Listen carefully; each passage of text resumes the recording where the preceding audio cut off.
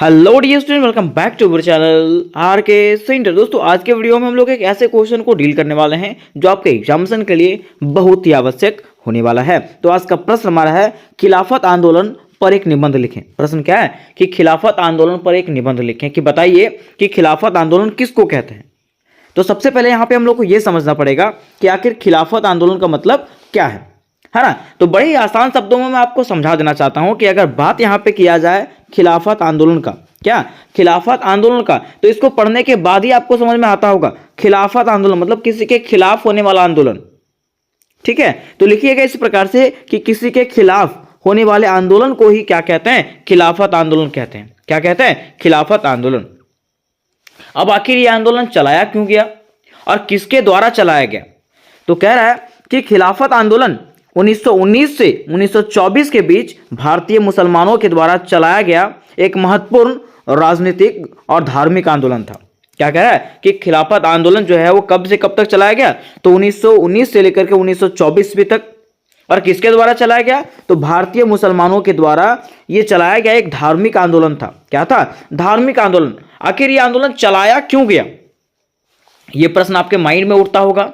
तो देखिए मेरे दोस्तों, आपके क्वेश्चन को, आपके माइंड में जो क्वेश्चन उठ रहा है मैं उसको क्लियर कर देना चाहता हूं। कह रहा है कि यह जो आंदोलन है वो प्रथम विश्व युद्ध के बाद तुर्की के खलीफा की प्रतिष्ठा और अधिकारों की रक्षा करने के लिए शुरू किया गया था। क्या कह रहा है कि यह जो आंदोलन है वो कब हुआ था, तो प्रथम विश्व युद्ध के बाद हुआ था। क्यों हुआ, तो तुर्की के खलीफा, जिसको तुर्की का धार्मिक राजा कहते थे, उसके प्रतिष्ठा में सम्मान को बचाने के लिए जो है ना, यह आंदोलन शुरू किया गया था। किसके द्वारा, भारतीय मुसलमानों के द्वारा। अब आपके मन में यह सवाल उठ रहा होगा कि जब यह घटना तुर्की में हो रहा है, कहां पे, तुर्की में हो रहा है, तो भारतीय मुसलमान इसमें क्यों शामिल हो रहे हैं, है ना। तो हर चीज जो है आपको आगे विस्तृत रूप से समझ में आएगी। तो इस प्रकार से दोस्तों आपको स्टार्टिंग में सिर्फ लिखना है। अब बातें यहां पर आती है खिलाफत आंदोलन का पृष्ठभूमि का, कि आखिर खिलाफत आंदोलन क्यों हुआ।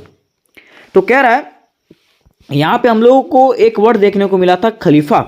क्या, खलीफा। तो सबसे पहले हम लोग समझते हैं कि आखिर खलीफा का क्या महत्व है। क्या समझेंगे, खलीफा का क्या महत्व है। तो कह रहा है कि खलीफा इस्लाम धर्म के धार्मिक और राजनीतिक नेता माने जाते हैं। खलीफा किसको माना जाता है, तो इस्लाम धर्म का धार्मिक नेता माना जाता है। किसको, खलीफा को। कह रहा है कि मुसलमानों का मानना था कि खलीफा इस्लाम की एकता और गरिमा का प्रतीक है। अब देखिए, मुसलमानों का यह मानना था कि खलीफा जो होता है ना, वो इस्लाम की एकता होता है। किसका, इस्लाम की एकता होता है और गरिमा होता है। इसलिए भारतीय मुसलमान भी क्या हो गए, ये आंदोलन में शामिल हो गए, क्योंकि उनको लगा कि ये तुर्की के मुसलमानों का नहीं, ये सारे मुसलमानों के प्राण को, उसके प्रतिष्ठा को घटाया जा रहा है। इसलिए भारतीय मुसलमान भी इसमें शामिल हो गए। कह रहा है कि ये आंदोलन शुरू कैसे हुआ, तो बात यहां पे उठती है प्रथम विश्व युद्ध का। कह रहा है कि प्रथम विश्व युद्ध में तुर्की ने जर्मनी का साथ मिलकर के ब्रिटेन और उसके सहयोगियों के खिलाफ युद्ध लड़ा। हुआ क्या कि प्रथम विश्व युद्ध में तुर्की ने जर्मनी के साथ देकर के, या तो जर्मनी के साथ मिलकर के ब्रिटेन और उसके सहयोगियों के खिलाफ क्या हुआ, युद्ध लड़ा। अब युद्ध में क्या हुआ कि तुर्की की हार हो गई। युद्ध तो लड़ा, लेकिन युद्ध में जो है तुर्की की हार हो गई। और तुर्की के हार के बाद ब्रिटेन और मित्र राष्ट्रों ने क्या कर दिया, तुर्की की सत्ता को कमजोर करने का प्रयास किया। किसको, तुर्की के सत्ता को कमजोर करने का प्रयास किया। और ब्रिटिश साम्राज्य ने तुर्की की भूमि को बांटने की योजना बनाई। अब जो है ब्रिटिश साम्राज्य क्या सोचता है कि तुर्की की जो भूमि है उसको हम क्या कर देंगे, बांट देंगे। अब वहीं पे क्या होता है, तुर्की में सर्वे की संधि होती है। कब, 1920 ईस्वी में। कह रहा है कि तुर्की पर सर्वे की संधि लागू की गई, जिसमें तुर्की के बड़े हिस्सों को अन्य यूरोपीय देशों में बांट दिया गया। मित्र राष्ट्र के जो देश थे उसमें से बांट दिया गया। किसको, तुर्की के देशों को। कह रहा है कि और खलीफा के अधिकार को कमजोर कर दिया गया। इससे क्या हुआ, खलीफा का अधिकार जो है कमजोर हो गया। और जब खलीफा का अधिकार कमजोर हुआ तो इससे खलीफा की स्थिति भी क्या हो गई, कमजोर हो गई। और जब खलीफा की स्थिति कमजोर हुई तो इससे दिक्कत किसको हुआ, तो भारतीय मुसलमानों को। वही कह रहा है कि इससे जो है भारत के मुसलमानों की चिंता बढ़ गई। कैसे, तो कह रहा है कि भारतीय मुसलमानों को लगा कि खलीफा को कमजोर करना अर्थात इस्लामी दुनिया के लिए अपमानजनक है। उनको लगा कि खलीफा को कमजोर किया गया, इसका मतलब यह है कि इस्लामी दुनिया को कमजोर करने का प्रयास किया जा रहा है। इससे उनका धार्मिक और सांस्कृतिक गौरव आहत हुआ। इससे क्या हुआ, उनका धर्म का आहत हुआ, और उनको लगा कि ये हमारे लिए क्या है, अपमानजनक है। जिसके बाद भारतीय मुसलमानों ने क्या किया, ये आंदोलन शुरू करना चालू कर दिया। ठीक है, तो यहां तक हम लोगों ने समझे कि आखिर कैसे कैसे ये आंदोलन शुरू हुआ। अब यहां पर कह रहा है कि आंदोलन की शुरुआत किसने किया, तो आंदोलन की शुरुआत जो है ना, मोहम्मद अली और शौकत अली ने किया। किसने, मोहम्मद अली और शौकत अली के साथ शुरू हुआ। कह रहा है कि उन्होंने खिलाफत आंदोलन का नेतृत्व किया और इसे पूरे भारत में फैलाया। किसने, तो मोहम्मद अली और शौकत अली ने क्या किया, ये आंदोलन को, मिस खिलाफत आंदोलन का नेतृत्व किया और इसको जो है पूरे भारत में फैला दिया। अब जो है इसका साथ देने के लिए कौन आते हैं, महात्मा गांधी। कह रहा है कि महात्मा गांधी का समर्थन, इसमें से मुसलमानों को जो है महात्मा गांधी का भी समर्थन मिलता है। कैसे, तो कह रहा है कि गांधी जी ने आंदोलन को समर्थन दिया। गांधी जी ने क्या किया, आंदोलन को समर्थन दिया और इसे असहयोग आंदोलन के साथ में जोड़ा, क्योंकि उस समय असहयोग आंदोलन भी चल रहा था। ठीक है, तो ये जो आंदोलन है उसको असहयोग आंदोलन के साथ में जोड़ लिया और इससे क्या हुआ, हिंदू मुस्लिम एकता मजबूत हुई। इससे हिंदू और मुस्लिम क्या हो गए, एकत्रित हुए, एकजुट हुए। उसके बाद कह रहा कि खिलाफत कमेटी, वहां पे जो है ना खिलाफत कमेटी बनाई गई। कह रहा 1919 में दिल्ली के खिलाफत कमेटी का गठन किया गया। 1919 में क्या किया गया, तो दिल्ली में खिलाफत कमेटी का गठन किया गया, जिसने ब्रिटिश सरकार पर दबाव डालने का काम किया। जिसने क्या किया, ब्रिटिश सरकार पर दबाव डाला। अब यहां पे कहा जा रहा है खिलाफत आंदोलन के प्रमुख उद्देश्य, कि आखिर खिलाफत आंदोलन जो हो रहा था उसका मुख्य उद्देश्य क्या था। तो खिलाफत आंदोलन का मुख्य उद्देश्य था तुर्की के खलीफा की सत्ता और सम्मान को बनाए रखना। तुर्की का जो खलीफा था उसके सम्मान को बनाए रखना, उसके धर्म को ठेस ना पहुंचाना। दूसरा, तुर्की की पवित्र भूमि, तुर्की की जो पवित्र भूमि थी जैसे मक्का मदीना, ठीक है, इस पर जो है बाहरी शक्ति का कब्जा रोकना, मीन्स तुर्की के भूमि को दूसरे देशों को ना बांटना, यह इसका दूसरा उद्देश्य था। तीसरा उद्देश्य था कि मुसलमानों के धार्मिक अधिकार की रक्षा करना। मुसलमानों का जो धार्मिक अधिकार था उसकी रक्षा करना खिलाफत आंदोलन का उद्देश्य था। चौथा है ब्रिटिश सरकार पर दबाव बनाना ताकि वे खलीफा के अधिकारों को बनाए रखे। चौथा इसका उद्देश्य था ब्रिटिश सरकार पर क्या करना, दबाव बनाना ताकि वह खलीफा के अधिकार को जो है ना हटाए। ठीक है, खलीफा का जो अधिकार था उसको बनाए रखे। तो ये जो थे उसके उद्देश्य थे। अब यहां पे प्रश्न आता है कि जब आंदोलन हो रहा था तो आंदोलन के लिए क्या क्या मुख्य कदम उठाए गए।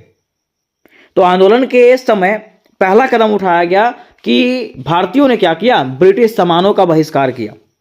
क्या किया, ब्रिटिश सामानों का बहिष्कार किया। मिस कह सकते हैं कि स्वदेशी आंदोलन चलाया। ठीक है, कि स्वदेश का सामान उपयोग करना है। वह कह रहा है कि भारतीयों ने विदेशी वस्त्र और सामान का इस्तेमाल करना बंद कर दिया। इस दौरान क्या हुआ, तो भारतीयों ने क्या किया, विदेशी वस्त्रों मीन्स विदेश जो वस्त्र आ रहे थे उसको यूज करना बंद कर दिया और उसके सामानों का भी इस्तेमाल करना बंद कर दिया। दूसरा, असहयोग आंदोलन कह रहा है सरकारी संस्थानों, नौकरियों और स्कूलों का बहिष्कार किया गया। मीन्स सरकारी संस्थान, नौकरियां और स्कूलों में जो भारतीय लोग कार्य कर रहे थे उसने क्या कर दिया, बहिष्कार कर दिया। उन्होंने हाथ खड़ा कर दिया कि नहीं, अब मैं काम नहीं करूंगा। आगे कह रहा है कि आंदोलन को चलाने के लिए जो है ना प्रचार प्रसार भी किया गया और कई प्रकार के जन सभाएं भी लगाए गए। कह रहा है कि पूरे भारत में सभाएं और प्रचार अभियान चलाए गए। क्या कह रहा है कि पूरे भारत में जो है ना कई प्रकार के सभाएं चालू किया गया और प्रचार प्रसार चालू कर दिया गया। ठीक है, कि विदेशी चीजों का उपयोग हम लोग को करना नहीं है ना। अब बातें यहां पे आती है कि आंदोलन का अंत, कि ये आंदोलन शुरू तो हुआ था लेकिन इसका अंत कैसे हुआ।